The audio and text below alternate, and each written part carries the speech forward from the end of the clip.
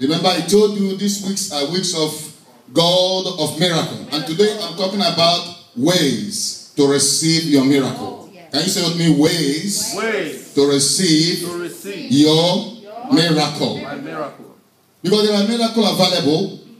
The miracles of God. God can never be tired in blessing his people. He will never lack in giving his people. He's the richest Jehovah in the whole universe. Praise the Lord. So the problem that we have is how and ways to receive those things that God has provided for us. Praise God. Because the good parents want to give to their child something that will make them happy. Amen. But the child must know how to receive it. You somebody understand me? Miracle is simple, supernatural, or a supernatural event. When God moves beyond natural law, miracle will take place. Amen. Praise the Lord. Hallelujah. When God moves beyond law, the law, natural law, and God uses this event to meet the needs of his people. Our God is the God of miracle. Amen. God is going to move beyond the law of nature today to minister to your needs in the name of Jesus. Amen. I know you need miracle, especially these days. There are so many challenges people are facing. So I want us to start believing God for those things he promised us. Amen? Amen. There are things that God has promised us. We have to believe him and trust him and say, Father, you are our God. Father, you will not disappoint us because you did not disappoint people of old. Right. You are still Jehovah. You are still Jesus the same yesterday, today, and forevermore. Amen. Praise the Lord. Amen. If you need miracle from God this afternoon, can you say amen? Amen. Receive your miracle in the name of Jesus. Amen. Receive it. God will always instruct you to do something to trigger his move. That's where we don't get it right. If you study the whole miracle that took place in the Bible, you will see God through his main prophets and the men God have used long ago, saying, do this. Go, and even Jesus himself told them, go and do this. Go and do this. Do you believe? What can I do for you? There is always instruction that goes before something will take place. Praise God. Hallelujah. But the problem we have is that we think miracle just happen. Miracle only happens where people cares, where people have prepared for it, and then the miracle will take place. That is why we wait for it. We don't see it because we are not really prepared for it. We don't work for it. Praise God. Hallelujah. Now, if you go down straight to John chapter 11, John chapter 11, and as you are opening that place, we're going to read from verse 39 to 44. But let me say this to you. I don't know how much you're prepared. I don't know how desperate you are in your desires to receive from God. As for me, I am desperate. Praise the Lord for good. I am desperate for good. I want God to do certain things for my family, for my life, for my children, for this ministry, and even for you. Because if you are blessed in this church, in fact, the church is blessed. Amen. Praise the Lord. Hallelujah. The church is not the whole. You are the church. When you are blessed, your business is blessed, your family is blessed, then the church is blessed. That's right. So I want us to look at the word of God and see those who received from God in olden time, how it happened. Okay. What happened before they got what they got. Praise the Lord. Okay, let us read from verse 39 of John the Gospel chapter 11. And he says, this is just my introduction to bring you on track. He said, and Jesus said, take you away the stone.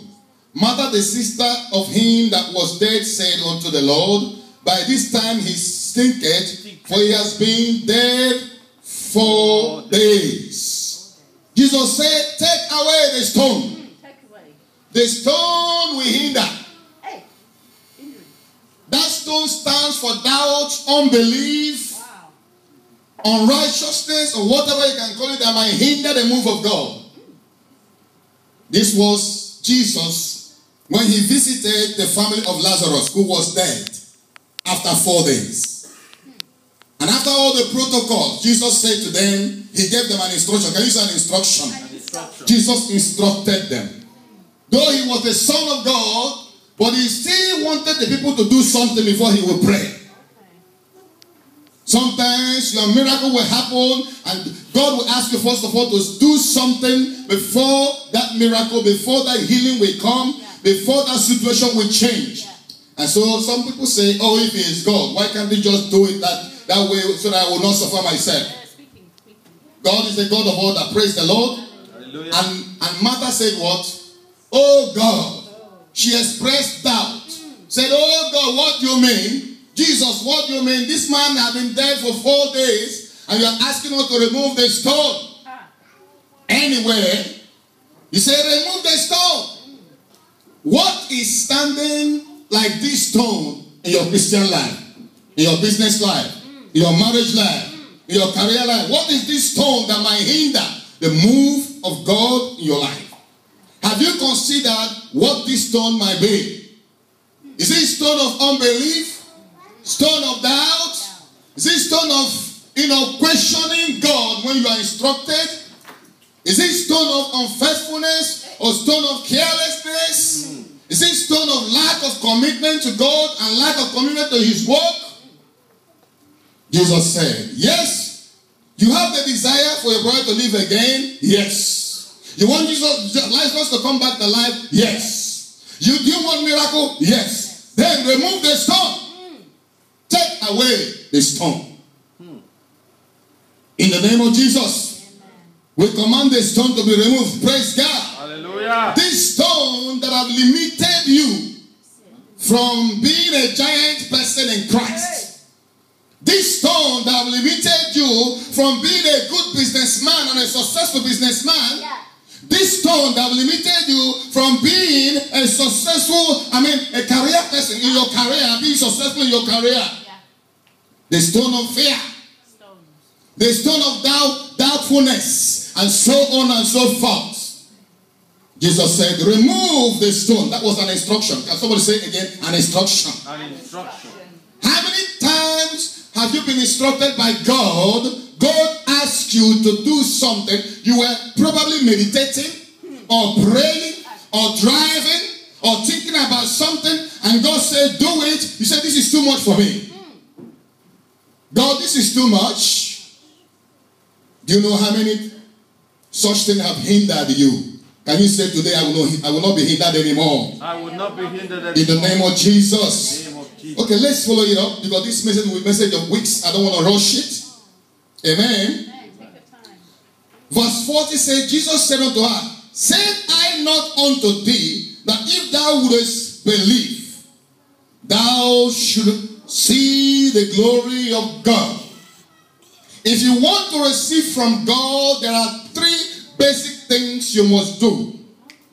Number 1, believe that God is able to do what you're asking him to do.